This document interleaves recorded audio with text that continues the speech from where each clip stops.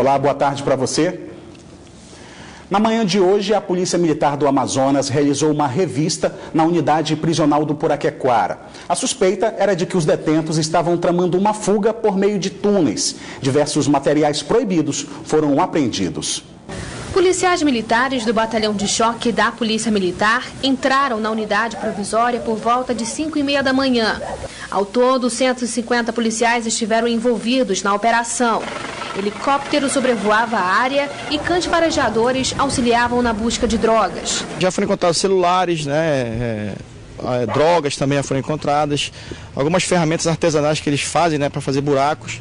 Então esses são os materiais que nós estamos encontrando durante essa revista aí. Logo no início da revista foram encontrados alguns objetos ilícitos, caixa de som, cabos, tereza, que são aquelas cordas confeccionadas para a fuga. Segundo a Secretaria Estadual de Administração Penitenciária, essa revista é uma revista de rotina. Começou às 5h30 da manhã e teve a duração de aproximadamente 6, 7 horas. E a movimentação na área externa aqui da unidade prisional do Puraquequara, olha só, é de tranquilidade. Mas é o normal, toda vez que a polícia entrar para revistar no presídio, vai encontrar material ilícito. Infelizmente, ninguém sabe como entra, mas é uma grande realidade. Sem mostrar o rosto, Tatiana revela sua preocupação em dias de revista. Ela está com o marido preso há 4 meses. Eles falaram da outra vez, a OAB entrou, os direitos humanos entraram e disseram que estava tudo bem. Quando saíram daí, souberam que um detento estava com o braço quebrado. Eles quebraram o braço do detento. Aí eles revistam tudo de uma comida deles, o que só entra para lá o que eles querem, que não querem, eles mandam a gente deixar de novo para fora, e eu sei que é assim.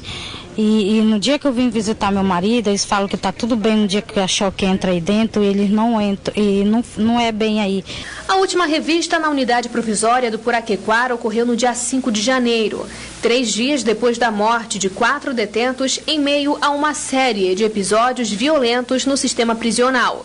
Então o sistema prisional, todos nós sabemos que se encontra aí, o pessoal está meio que com os ânimos exacerbados aí, então é importante a gente manter sempre a tranquilidade e o equilíbrio, até para a população se sentir segura que o governo do estado está cumprindo o seu papel de manter, restabelecer a ordem no sistema prisional. E agora à tarde, a SEAP informou que ainda durante os procedimentos de revista na UPP foram encontrados 2 sacos com barro, 2 bocas de lobo caseiras e um martelete caseiro, mas nenhum túnel foi encontrado. E o projeto de lei de incentivo à cultura produzido pela Prefeitura de Manaus foi entregue hoje na Câmara Municipal. O projeto vai tramitar em regime de urgência. Esse era um pleito de mais de 20 anos da classe artística. Foram muitas discussões sobre a necessidade da criação de uma política de cultura. E hoje o prefeito entregou aos vereadores o projeto de lei que prevê fomento para o segmento na cidade. O auditório da Câmara Municipal estava lotado de artistas locais que vão acompanhar todo o processo. A artista plástica Rosa dos Anjos falou sobre as dificuldades na realização dos trabalhos. A gente tem visto que o Brasil tem passado por dificuldades, E que muitos, inclusive até o governo, tem cortado verbas em relação à cultura, mas nós pensamos que nós temos já um nome muito forte que é a Amazônia. E pode ser vendido até por turismo ou outra forma. E nós temos a obrigação de cobrar e de exigir essa lei, que ela possa realmente trazer esses incentivos fiscais e a gente possa usufruir de alguma forma, elevando um pouco mais a cultura no nosso município. A Lei Municipal de Incentivo à Cultura prevê que o imposto sobre serviço de qualquer natureza, ISS, tributo pago pelas empresas à Prefeitura, seja destinado a projetos culturais. No primeiro ano nós temos 5 milhões e tal à disposição de quem for captar com empresários para eventos culturais. No segundo ano vai para 8 milhões e pouco, e terceiro ano a partir daí 10 milhões, não sei o quê, ou seja, correspondendo no final a até 2% de renúncia fiscal da Prefeitura no ISS. E os empresários poderão destinar até 20% daquilo que lhes couber de pagamento de ISS para os eventos culturais. O presidente da Câmara Municipal de Manaus disse que a matéria tramitará em regime de urgência a partir da próxima segunda-feira e o objetivo é aprovar o projeto e encaminhar para a sanção do prefeito ainda no início de março. Deliberado segue para as comissões temáticas, nós vamos ter tranquilamente aí os dias necessários para não ter a interrupção por causa do carnaval, por isso que eu estou colocando já 1º de março, primeira semana de março, como a data limite para devolvermos para o Executivo esse projeto de lei. Também existe o projeto que institui o Sistema Municipal de Fomento à Cultura, que define que 30% dos valores investidos na cultura no município sejam obrigatoriamente feitos por meio de editais. O presidente do Conselho Municipal de Cultura, Márcio Souza, reforça a importância das medidas para o segmento. A lei traz, no fomento propriamente dito, algo muito importante. É o absurdo que Manaus, nesses anos todos, forme artista de categoria internacional, forme o Milton Atum, por exemplo, e ele não tenha leitores em Manaus. Ele seja Milton Atum porque ele é lido em São Paulo, em Belo Horizonte, no Rio de Janeiro, mas não seja lido aqui. Sequer tem bibliotecas aqui, entende? Então essa lei vem para dinamizar a vida cultural e também sensibilizar os empresários, as autoridades e os governantes. Os donos de aparelhos celulares furtados ou roubados podem contar com uma nova plataforma nas delegacias da capital. A partir de segunda-feira vai ser possível bloquear o aparelho para que ele fique inutilizável direto na delegacia. Com o novo sistema, a expectativa é que tenha uma redução de pelo menos 40% no número desses crimes. O novo sistema apresentado hoje aos delegados e policiais passa a valer na próxima segunda-feira. A iniciativa é inibir os roubos de celulares em Manaus. De acordo com a Secretaria de Segurança Pública, o celular assume o primeiro lugar no ranking de bens roubados. Com a nova plataforma, o órgão acredita que os índices devem cair 40%. Tornar uma ação pouco vantajosa para o criminoso o assalto do telefone celular. E como é que é isso? Inabilitando o telefone, tornando ele inservível para qualquer uso. Porque hoje o criminoso rouba ou furta o celular, ele troca o chip e vai utilizar o celular. Se o cidadão, proprietário de um telefone que tiver sido furtado ou roubado, ao fazer o BO, pedir a inabilitação desse telefone, o telefone não serve para mais nada. O dono do celular deve vir até a delegacia munido de documentos pessoais juntamente com o e-mail do aparelho, que é aquela sequência de números descrita na nota fiscal. Depois do BO feito, o sistema tem até 24 horas para bloquear o celular.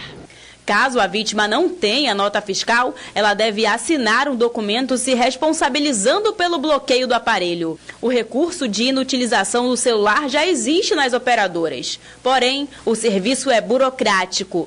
Com o sistema implantado nos 30 distritos de polícia da cidade, a vítima do crime ganha mais agilidade nesse processo. Caso o aparelho bloqueado seja recuperado, ele pode ser reabilitado pelo proprietário na delegacia fazendo o procedimento inverso.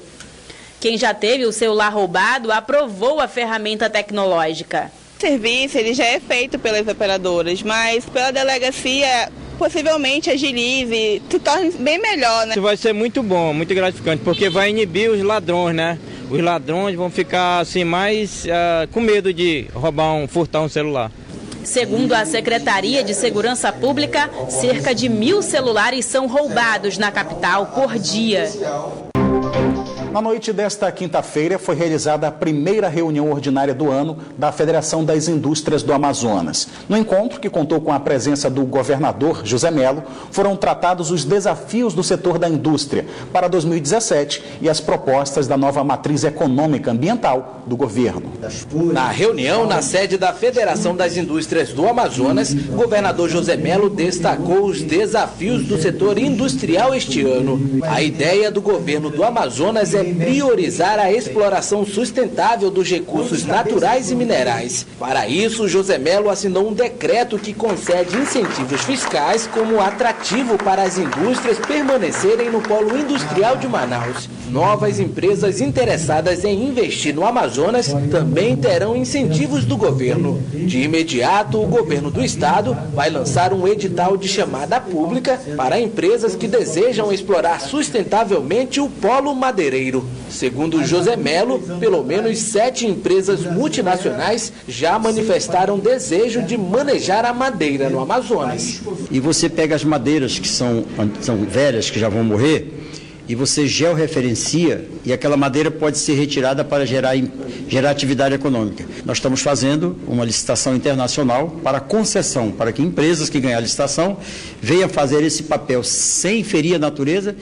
O setor industrial fármaco da Amazônia também deve ser mais explorado este ano. A bioindústria também ganha força e encabeça o crescimento econômico da Zona Franca. Definitivamente a vocação natural da nossa região é a bioindústria. Nós precisamos avançar no sentido.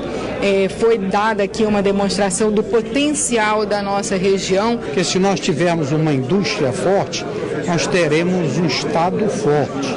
Nós teremos a economia como todo forte. Para ajudar no escoamento da produção industrial, o governo do estado quer concluir as obras da BR-319 e também prometeu iniciar ainda este ano a construção do Anel Leste, eixo viário que vai interligar o Distrito Industrial 3 ao aeroporto.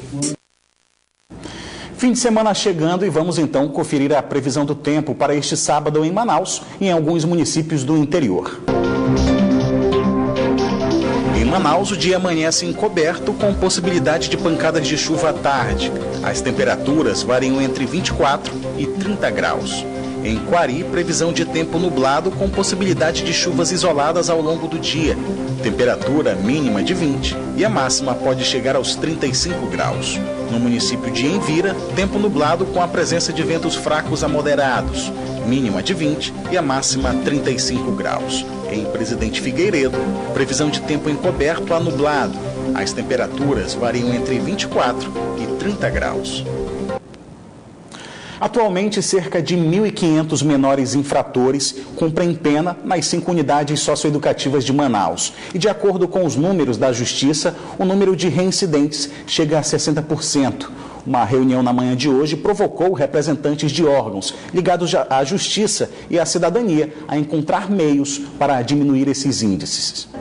Representantes de vários órgãos, incluindo o Tribunal de Justiça do Estado do Amazonas, se reuniram no Fórum Enoque Reis para encontrar saídas para um problema que, a longo prazo, pode comprometer a segurança da população. Menores que cometeram crimes e foram sentenciados a prestar serviços à comunidade não conseguiram cumprir as medidas socioeducativas. Tornar mais efetiva essa medida, porque não adianta nós fazermos um trabalho que é de ponta, que é sentenciar, julgar os processos, aplicar as medidas, se não há aquela contrapartida do adolescente efetivamente se ressocializar, porque a função da medida socioeducativa não é apenas punir, mas fazer com que aquele infrator, ele repense o seu ato, ele repense aquele crime que ele cometeu. Atualmente, cerca de 1.500 menores infratores cumprem a pena. A meta para este ano é criar políticas para que eles estejam inseridos na sociedade e longe da marginalidade. A primeira medida necessária é fortalecer a rede socioassistencial do município de Manaus. A competência da oferta do serviço em meio aberto é do município. E o Estado está sempre disposto a fazer o apoio técnico, no caso, para a Secretaria Municipal da Mulher, Assistência Social e Direitos Humanos, que executam propriamente o serviço a esses adolescentes. Então, fortalecendo a rede, fortalecendo as equipes, ampliando o sistema existente de liberdade assistida e prestação de serviço comunitário, esses jovens podem ter maior abrangência. Apesar de Manaus possuir 5 centros socioeducativos, a maioria dos jovens responde aos crimes em liberdade através de serviços à comunidade.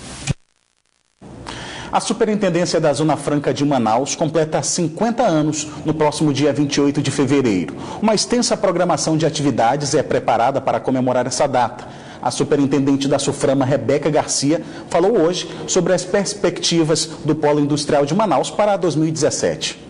Visita para falar sobre a programação de 50 anos da Superintendência da Zona Franca de Manaus. A superintendente Rebeca Garcia informou que no próximo dia 15 será realizada a primeira reunião do Conselho de Administração da Autarquia na capital amazonense, como parte de reuniões itinerantes que serão realizadas na região norte do país este ano. É uma reunião que ela vem toda a olhar os 50 anos. O nosso ministro estará presente, ele reforçará as nossas reuniões itinerantes para que a gente leve e reforce a necessidade de aprovar projetos nas áreas de livre comércio.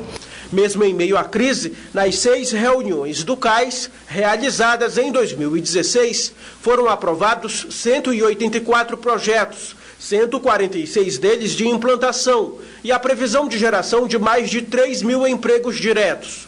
A superintendente tem abordado as perspectivas da SUFRAMA e do modelo ZFM para 2017. Todos os estudos da coordenação de economia, tanto da SUFRAMA quanto os números que têm sido divulgados a nível nacional, se percebe uma recuperação a partir do mês de julho. Do 7º mês do ano. Então, o segundo semestre seria um semestre efetivamente de recuperação. Esse, na verdade, a gente estaria se estabilizando durante esse processo. Porém, assim, existe um número muito interessante nos nossos levantamentos do final do ano de 2016, que é um aumento considerado na importação de insumos. Então, se você importa insumos, você está pensando em produzir mais.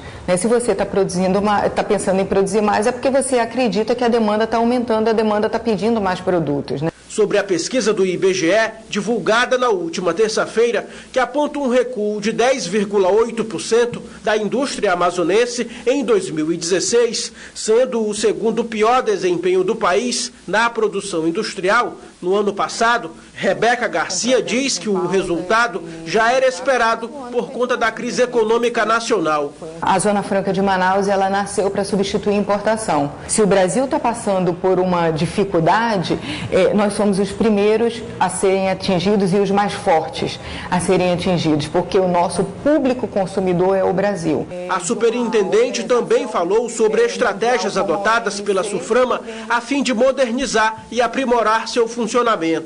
Estamos trabalhando intensamente na desburocratização do processo dos PPBs, Então, os PPBs, que é algo fundamental para que a gente possa aumentar o nosso número de empresas. Então, se a gente quer aumentar o número de funcionários, que é o que nós queremos no Polo Industrial de Manaus, nós precisamos efetivamente acelerar o processo de aprovação dos PPBs e por isso essa gestão assim tão focada nisso. E agora o esporte. No dia 11 de março, anote aí, tem Flamengo e Vasco em Manaus em uma disputa de basquete. A informação foi confirmada hoje à tarde pela Secretaria de Estado de Juventude, Esporte e Lazer. E a partida é válida pelo retorno do NBB, que é a liga correspondente ao Campeonato Brasileiro da modalidade. O Clássico dos Milhões no basquete vai ser disputado na Arena Amadeu Teixeira.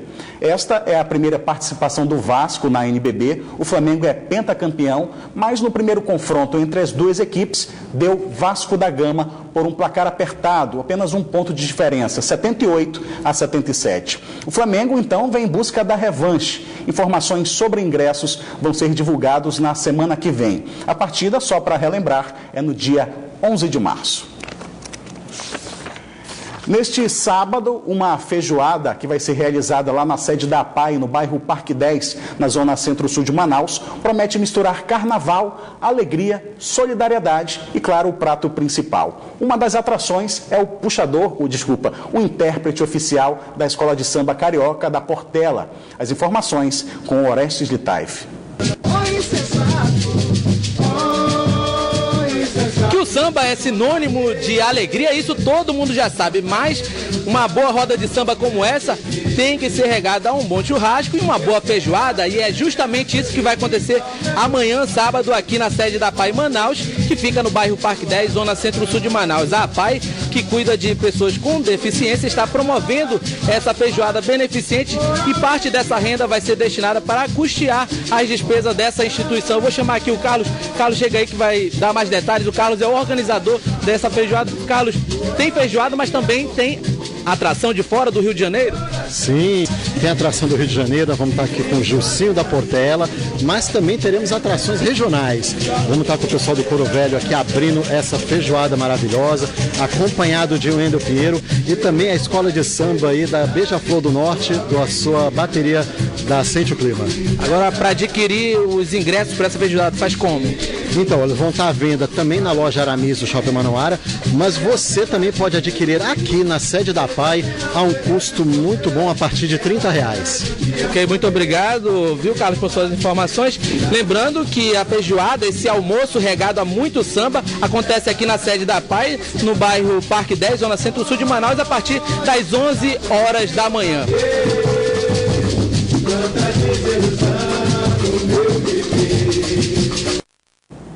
Olha só, e nessa sexta-feira a programação do Carnaval de Rua de Manaus já abre o cronograma de bandas e blocos que se estende até o dia 12 de março. Vão ser centenas de eventos realizados em todas as zonas da cidade. A festa no pré-carnaval de Manaus é tradição. O cronograma de bandas e blocos de rua se estende até o dia 12 de março, com a realização de 100 eventos em todas as zonas da cidade em 2017. Em Manaus, diversas bandas e blocos têm o objetivo de proporcionar muita diversão aos brincantes. A tradicional Banda do Jangadeiro é uma das opções para este sábado, com a festa que começa cedo na Rua Marquês de Santa Cruz, no centro da capital. E não podem faltar as velhas marchinhas. O bar onde tudo começou tem 70 anos de existência. Essa é a 12ª edição da banda e o tema esse ano é a Abelhinha Pede Passagem, uma homenagem a Newton Sacramento, mais conhecido como Senhor Abelha, um dos fundadores da banda que morreu no ano passado. Com muita falta do nosso fundador, né? Que era o Seu Abelha, que faleceu ano passado, mas esse ano nós vamos homenagear ele. A Banda do Jangadeiro tem 7 bonecos, representando os 7 pecados capitais. A partir do meio-dia, amanhã, estaremos todos reunidos aqui para brincar familiarmente na Banda do Jangadeiro. E a cada ano, a adesão de pessoas está melhorando. Esse ano nós estamos aguardando entre 10 a 15 mil pessoas. Outras bandas tradicionais, como Banda da Bica, Banda da Difusora, Banda do Jaraqui e Banda do Boulevard, se apresentam entre os dias 18 e 19 de fevereiro. A Prefeitura de Manaus entra com toda a infraestrutura, ou seja, palco, som, iluminação. As bandas contratam os artistas, elas fazem campanha de proteção ao combate à exploração sexual infantil, cuidam também da parte de limpeza para entregar para a cidade de volta esse espaço limpo, arrumado, organizado, e de forma que a gente tem um produto turístico em ascensão. O Carnaval de Rua da cidade de Manaus hoje é um produto turístico em ascensão que os turistas, inclusive, que estão aqui pela temporada de cruzeiro, já começam a frequentar o nosso Carnaval de Rua. O Band Cidade fica por aqui, mas continua na internet, onde você pode acompanhar outras notícias nas redes sociais, Facebook e Twitter da Band Amazonas. E para rever nossas reportagens, acesse o youtube.com/Band Amazonas e clique no link vídeos. Você também pode enviar sugestão de reportagens para o nosso WhatsApp. O número é o 99205-1478. Fique agora com as principais notícias do dia no Brasil e no mundo com o Jornal da Band. Uma boa noite para você, um bom fim de semana e até segunda-feira.